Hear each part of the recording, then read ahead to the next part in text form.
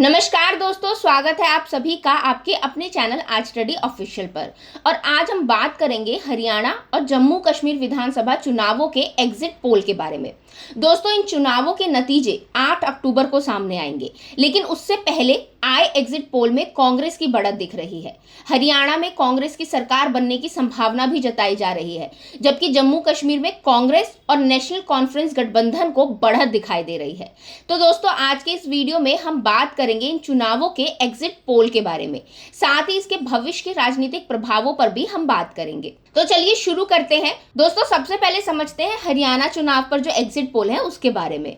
तो हरियाणा में इस बार एग्जिट पोल के नतीजे काफी रोचक हैं। लगभग सभी एग्जिट पोल में कांग्रेस को 44 से 65 सीटें मिलने का अनुमान लगाया जा रहा है, जबकि भाजपा को 15 से 28 सीटों के बीच ही सिमटते हुए बताया जा रहा है। अगर हम पिछले चुनाव पर नजर डालें तो 2019 में भाजपा को 40 सीटें मिली थी और कांग्रेस को 31। पर इस बार एग्जिट पोल के नतीजे अगर सही साबित होते हैं तो ये कांग्रेस के लिए एक बड़ी राजनीतिक मोड़ साबित होगा। अब दोस्तों, कांग्रेस ने हरियाणा में पिछले 10 सालों में अपने प्रदर्शन को लगातार सुधारा है। 2014 के विधानसभा चुनाव में जब मोदी की लहर जोरों पर थी, तब भाजपा ने 33.3% वोट पाकर 47 सीटें हासिल की थी। कांग्रेस को उस समय केवल 20.7% वोट मिले थे और उसकी सीटें 15 तक सिमट गई थी। लेकिन 2019 में कांग्रेस ने अपने वोट प्रतिशत को 28.1% तक बढ़ाया है और सीटें भी 31 हो गई हैं। वहीं भाजपा का वोट प्रतिशत थोड़ा बढ़कर 36.5% हो गया, लेकिन सीटें घटकर 40 रह गई। अब इस बार एग्जिट पोल में कांग्रेस की मजबूत स्थिति देखते हुए ये सवाल उठ रहा है कि क्या कांग्रेस की राजनीतिक वापसी का दौर शुरू हो गया है? क्या अब हरियाणा के मतदाता भाजपा की जगह कांग्रेस को मौका देने के लिए तैयार हैं? हालांकि दोस्तों, कांग्रेस के लिए सब कुछ आसान नहीं है। चुनाव के दौरान कांग्रेस की गुटबाजी की चर्चा भी खूब हुई। पार्टी के भीतर नेता अलग अलग खेमों में बटे हुए थे, लेकिन भाजपा की नीतियों और उनके विरोध में उठे किसान, जवान और पहलवान जैसे मुद्दे कांग्रेस के लिए फायदेमंद साबित हुए। भाजपा ने भी चुनाव के ठीक पहले मुख्यमंत्री को बदलने जैसा कदम उठाया, जिससे ये संकेत मिला कि पार्टी का आत्मविश्वास पहले से कमजोर था। पार्टी के भीतर भी बागी तेवर देखने को मिला, जो भाजपा की एकजुटता को चुनौती दे रहे थे। अब दोस्तों, अगर ये एग्जिट पोल के नतीजे सही साबित होते हैं और भाजपा हरियाणा की सत्ता से बाहर होती है, तो इसका असर न सिर्फ हरियाणा में बल्कि अन्य राज्यों में भी देखने को मिल सकता है। खास करके दोस्तों, महाराष्ट्र में, जहां शिवसेना के साथ सीट बंटवारे पर बातचीत में भाजपा को मुश्किलें आ सकती है। अब जैसा कि आप सब जानते हैं कि लोकसभा चुनाव के बाद से ही भाजपा बैक फुट पर है और हरियाणा में हारने से उसकी स्थिति और भी ज्यादा कमजोर हो सकती है।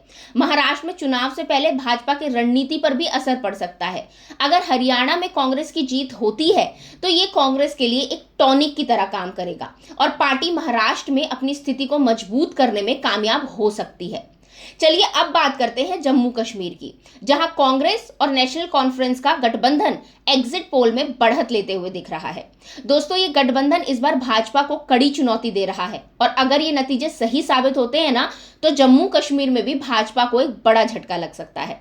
अब जम्मू कश्मीर में ये चुनाव इसलिए भी इंपॉर्टेंट है क्योंकि ये क्षेत्र राजनीतिक रूप से संवेदनशील है और यहाँ की जनता के वोट का राष्ट्रीय राजनीति पर गहरा प्रभाव पड़ता है। अब जैसे ही एग्जिट पोल के नतीजे सामने आए, भाजपा और कांग्रेस के नेताओं के बीच बयानबाजी तेज हो गई।